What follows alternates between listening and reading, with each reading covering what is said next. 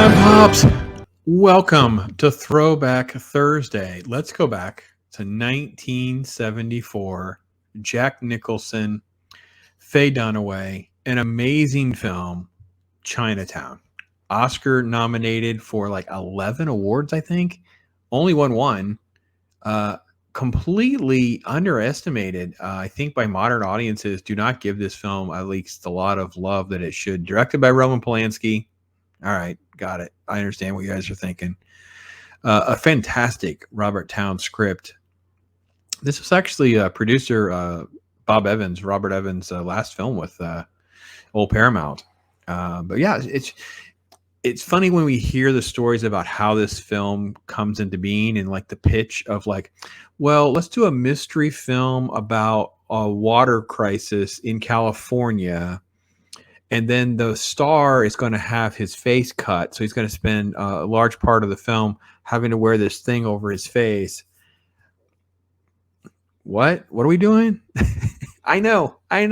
But imagine that, if you love those type of noir, mystery, sort of like private detective films, this is the top notch, man. Nicholson plays Jake Gittes.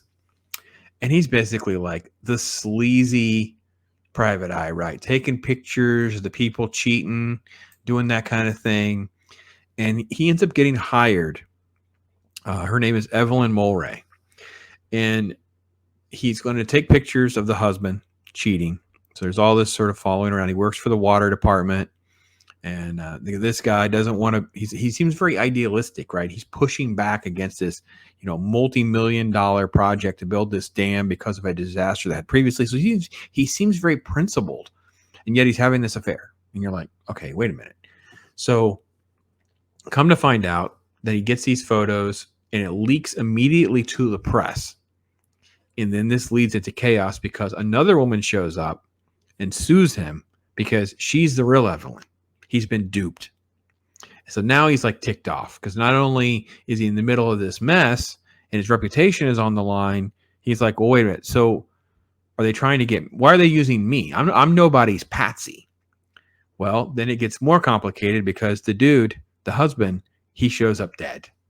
So now Jake is in the middle of this murder mystery, the twists and turns. And the villain, for lack of a better term, the antagonist, if you will, is Evelyn's dad, Noah Cross, played by the amazing John Huston, Angelica Houston's dad, right? And John Huston is a famous creator in Hollywood, director, screenwriter, actor. You've seen him, even if you don't recognize the name. I'm talking about, dude, he's responsible for bringing us like Maltese Falcon, Treasure on the Sierra Madre. This guy's amazing, right? He plays this villain. In 1974, like it's just, I couldn't believe this, revisiting this film. The fact that we could have a story and a mystery about what happens with water and what kind of conspiracy could be done for money. And then having Nicholson, a lot of the acting in this film, what makes his performance so good is the lack of dialogue scenes, the scenes where he's walking around, reacting, conveying emotion. You can see him processing different things, right? And then you have Faye Dunaway, this beautiful lady who's really got this incredible track record in this little time frame of the mid to late 70s. So these great films that she was part of, and she was nominated for an Oscar as well.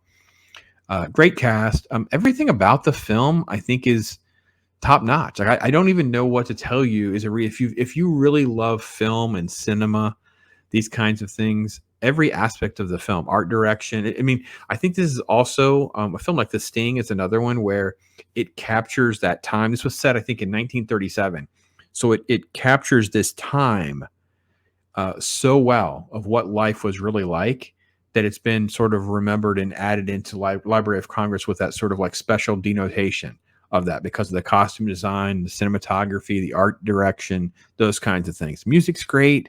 Everything is really good. It takes you through this genre that's, for lack of a term, I'm sorry, it's kind of a dead genre. this is just a dead job. They're not making films like this.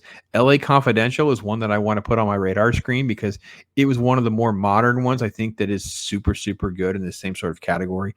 And I know there's a sequel to this, right? Nicholson directed a sequel in 1990. That's actually how I originally found this film, was when the sequel landed. I was like, whoa, it's a sequel. I'm going to watch the original one first. The sequel was, yeah, it's okay. It's not bad. And definitely by today's standards, it's great, but it's not bad. Two Jakes, it was released in 90. Nicholson directed it and starred in it, of course. I think Town wrote the screenplay for that as well, but I'm not 100% certain on that. But anyway, so this is my throwback film because I think that, yes, I think the uber cinemaphiles and film nerds like me know about this film. It was a big success. It was big. It was highly praised at the time. It's just one of those that I hope that, if you get a chance, these are the kind of films that you love mysteries and suspense and private detective films and those kinds of things, little throwback feel to everything, then this would be a film for you. So Jack Nicholson, man, the boss, man, so many awards and performances, and he didn't win an Oscar. He got nominated, but he didn't win the Oscar for this one. So it's one of the best mystery films probably of all time. I don't know, top 10, top 20, whatever. It would be on every one of those type lists.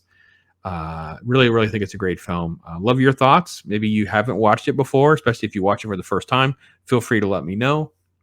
If you have other recommendations that you'd like me to kind of basically put on the list is extremely long, so please bear with me of trying to get to it. Hope you're enjoying Throwback Thursdays. I thought it was just kind of a fun thing to do. My goal will be able to get to the point where I can record enough of these that I can have maybe 2 at a day, 10, 15, and 12. Right now, there's usually 1, and there's like a news story or something like that. But, maybe I can get to 2 a day. That's the goal. The goal is to get to 2 a day. We'll see. All right, I'm Pops. Thank you so much for watching. I appreciate your time. Thank you again.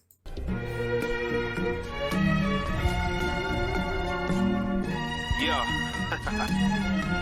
Right?